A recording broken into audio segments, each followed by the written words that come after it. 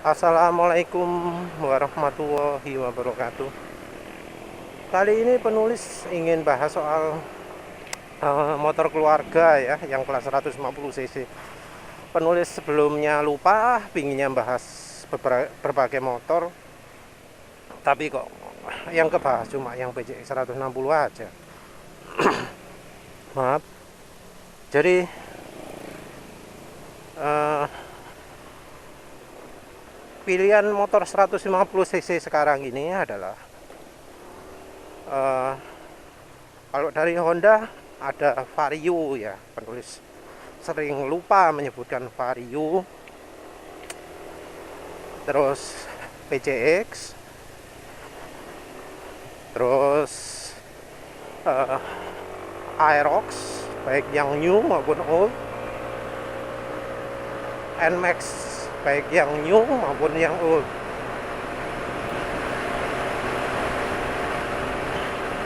Jadi aduh, lupa pemaparan lagi.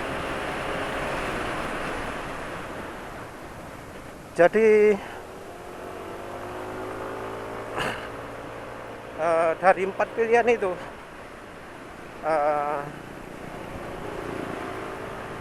nggak ada yang sempurna ya, nggak ada yang sempurna, semuanya wajib dimodif. Yang jelas harus dilakukan adalah kalau pingin mesinnya suaranya halus, kalau pingin awet ya, itu wajib olinya jangan pakai oli rekomendasi pabrikan. Kalau penulis sih dua-duanya tak pukul rata pakai Mestran ya, kalau mau ganti oli yang lebih lama, tapi ya kira-kira 3000 kalau mesin sehat, 3500 km kalau mesin sehat. Kalau pingin awet agak lama pakai Fastron Techno 15W50. Kalau merasa butuhnya performa, Mestran B40. Soalnya Fastron 10W40 itu menurut penulis kurang bagus ya, rasanya kayak oli matic.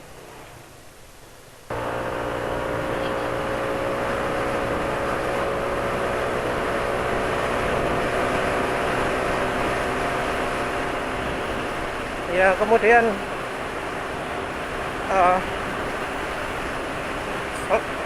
selain oli saya suspensi, tapi mending banget satu-satu ya.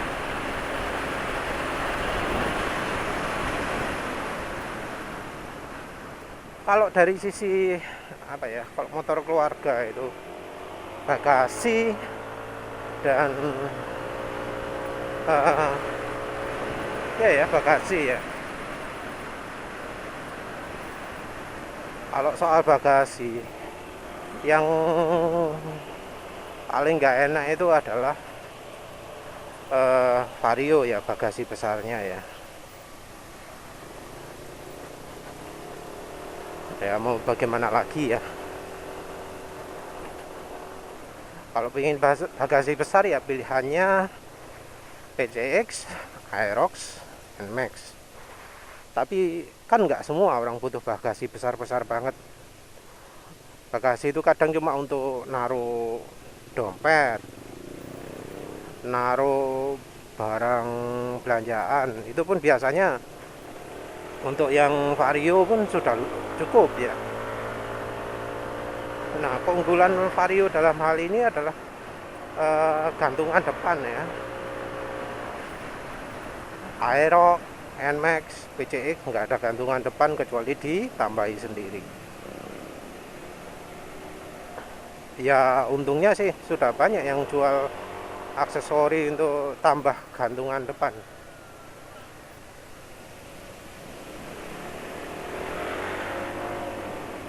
Tarikan kurang enak ya, soalnya kemarin pro kapasitornya penulis lepas satu, rupanya butuh dua yang untuk yang selang bensin.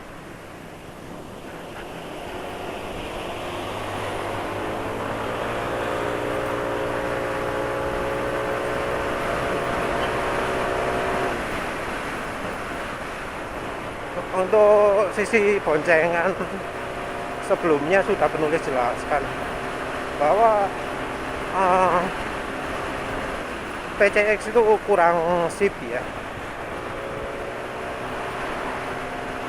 unik ya berlawanan dengan Vario. Vario itu terasa panjang gitu ya, jadi dibanding Vario PCX itu kalah, entah mengapa.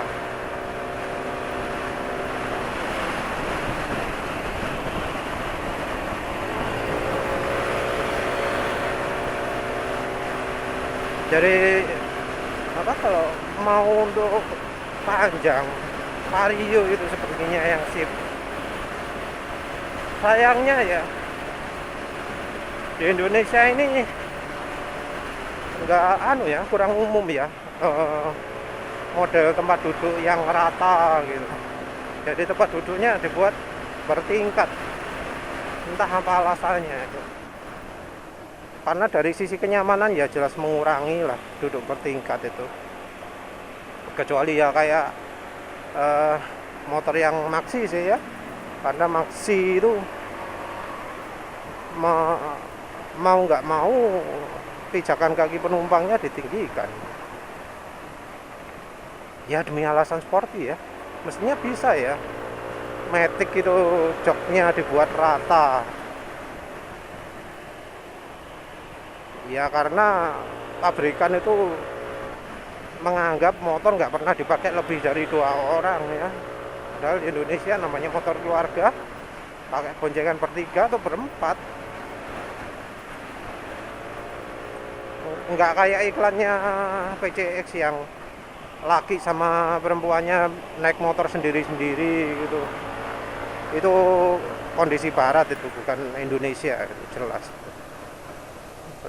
Lagi apa, yang cowok sama yang cewek naik motor sendiri-sendiri itu nggak realistis ya. Kalau sudah keluarga nggak gitu, nggak.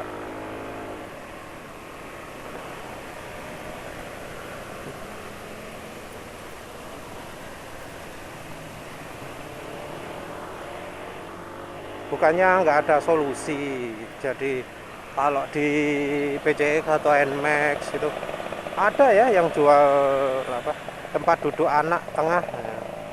Cuma ya jelas kalau ngisi bensin dipindah. Dari sisi keamanan juga belum tahu ya. Soalnya kalau pengen aman kan harusnya jok itu di apa, ikat rapet gitu ya. Beda yang buat bisa beda keamanannya. Kalau panjang jok NMAX ini menurut penulis cukup panjang. Jadi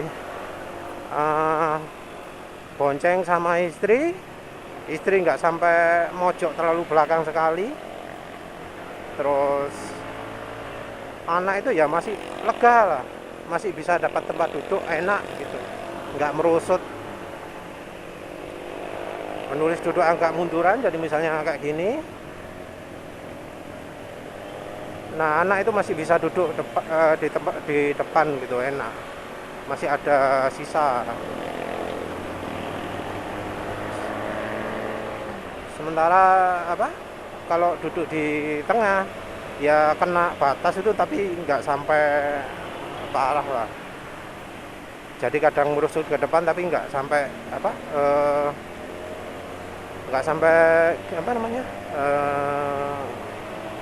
terjepit atau gimana, karena ini kan joknya perut ya, nggak licin.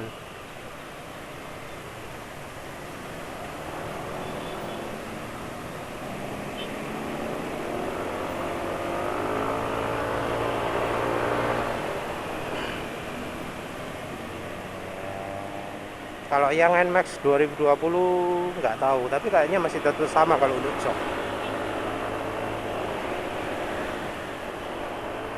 Yang Aerox jelas ya sempit ya. Entah mengapa ya, unik ya. Yang Vario itu untuk dari sisi joknya lebih mirip NMAX, sementara yang PCX itu lebih mirip Aerox ya. Jadi kalau kita lihat di jalan itu eh, rider kalau yang naik PCX itu kan duduknya tegak ya. Jarang-jarang selonjor ya. Kalau yang naik NMAX kan memang kelihatannya selonjor.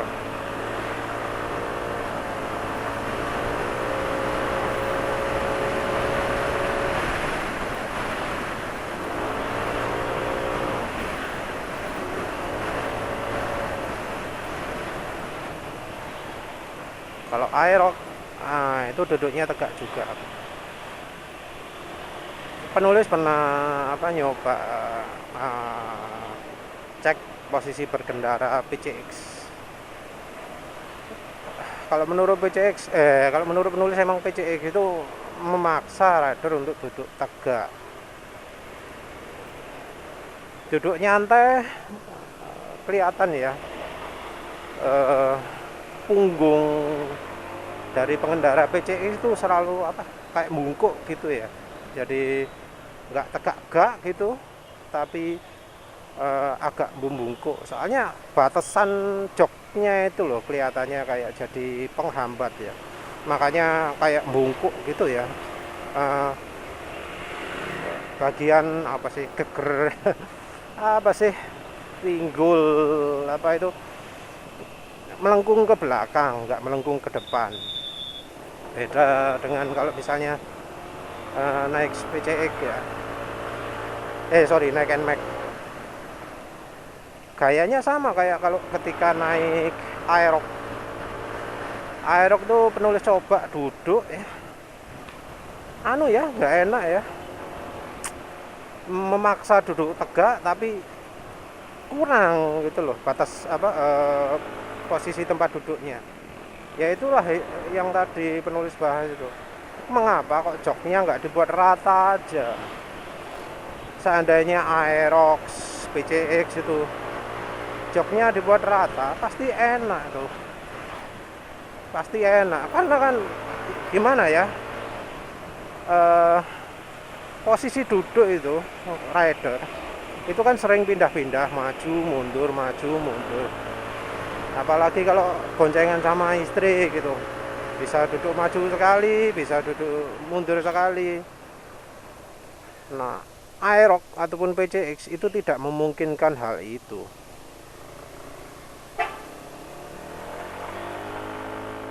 Jadi Aerox itu atau PCX itu maksanya duduk tegak, dan duduk tegak itu ya wis gitu tok posisinya. Kalau pingin nyantai jadi membungkuk posisinya.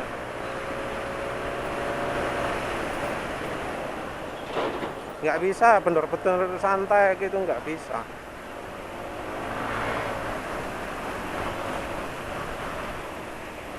Kalau Vario ya agak leluasa juga ya, heran ya.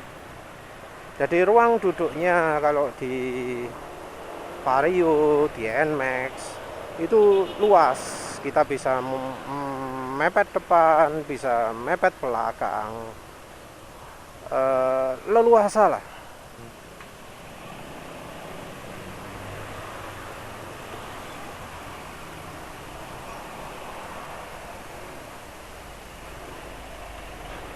Jadi heran ya, kok bisa ada kayak clock gitu ya.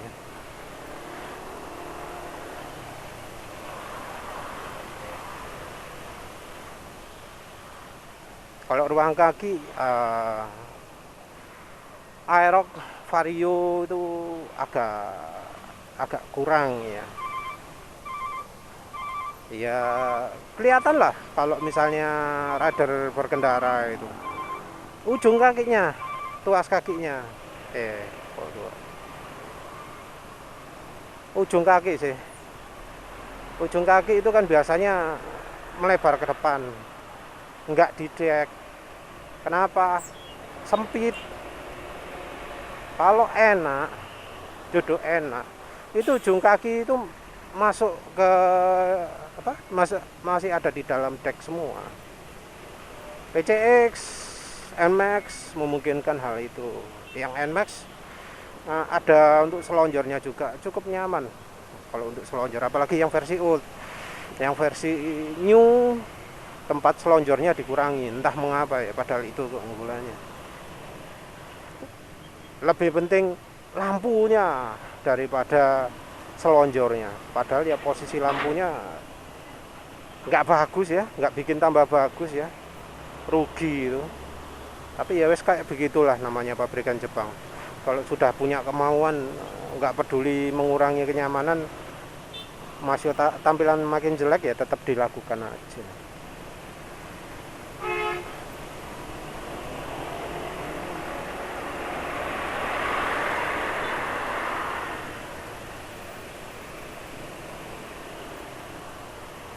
Dari sisi apa lagi ya?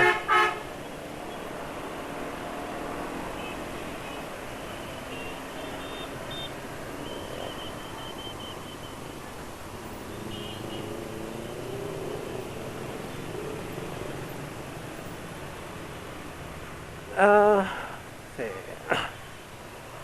Kalau untuk berkendara itu, ya, apa ya, performa ya. Performa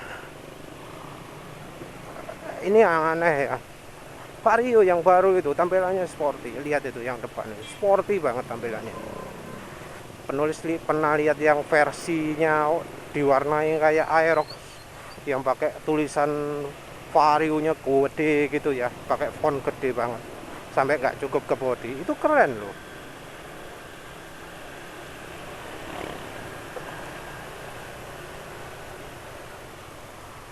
Knalpotnya knalpot sporty, lampu belakangnya lampu belakang sporty. Yang apa kasihan itu apa, mesinnya. Mengapa kok Vario itu walau 150 cc tenaganya disunat besar-besaran? Dengan Vario dengan PCX yang lama pun aja kalah ya tenaganya. Jadi dengan PCX yang 150 pun tenaganya kalah. Apalagi dengan PCX yang sekarang. Masuk kisaran 14 HP ya kalau Vario. Padahal sebenarnya kalau misalnya Vario dikasih mesin PCX 150, oh kencang gitu. Betul-betul bakal jadi saingannya Aerox dari sisi akselerasi. Aero itu kan disetel akselerasi ya, sehingga top speednya pun cuma 110.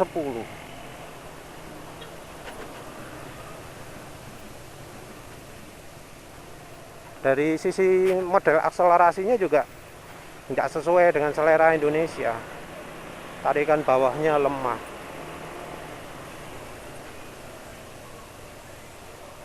Nah, Honda sepertinya sudah nangkep ya keinginan konsumen untuk yang baru ini, yang PCX 160. Jadi dibuat akselerasi bawah kuat. Nah, itu memang seleranya konsumen. Yang Yamaha itu jadi contoh jeleknya, karena di NMAX yang new tenaga itu kurang. Kalau soal suspensi, ini semuanya nggak ada yang pas ya. Yang PCX 150 lama ada keluhan mentok kan ya. Suspensi neko, pernya, terus apa lagi ya? Bengkok itu ya, pernya bengkok. Mau gimana lagi, per nggak bengkok? Pernya kan diameter pernya PCX itu kecil ya dibanding dengan yang aftermarket. Terus panjang. Yang sekarang PCX 160 malah dibuat makin panjang lagi. Makin mudah menekuk lagi pernya. Per itu kan kalau panjang dipaksa ditekan bisa melengkung kan. Apalagi kalau bagian atasnya itu pemotongannya enggak membentuk sudut 90 derajat, dan ada ada jeda. Jadi kan uliran per itu ada selisihnya. Nah, kalau yang di atasnya nggak dibuat rata, bawahnya nggak dibuat rata, maka ya jadi gampang melengkung. Apalagi ya karena suspensinya panjang. diameter lebih kecil dari aftermarket, panjang R-nya. Ya itu jadi jadi penyebab mengapa kok mengeluh pemilik PCX kalau lagi boncengan. Ya karena pernya panjang. Kalau aftermarket kan beda ya. Aftermarket itu pernya biasanya nggak panjang. Jadi cuma makan tempat setengah, bahkan ya 3/4 sampai setengah dari panjang keseluruhan suspensi.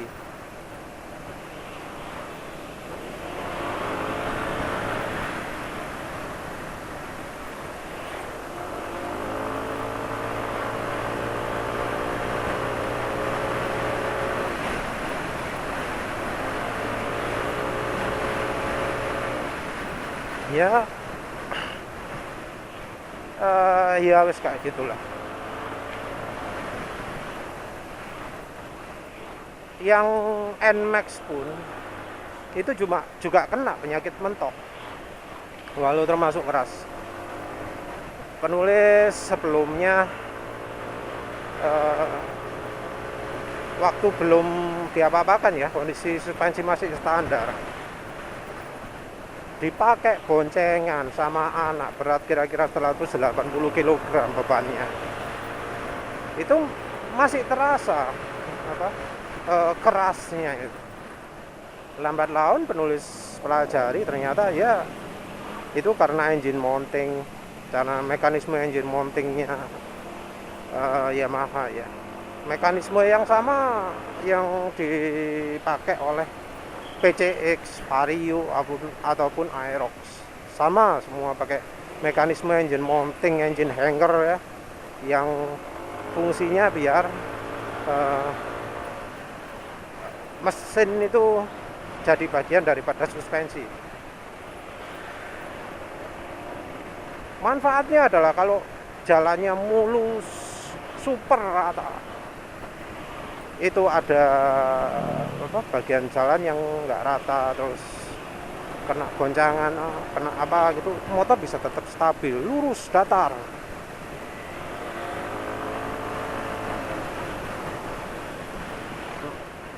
Motor juga kalau direm gitu nggak nungging ke depan, kalau digas nggak dongak gitu. Itu keunggulannya. Masalahnya kalau dipakai di jalan rusak, nah yang mekanisme engine hanger seperti itu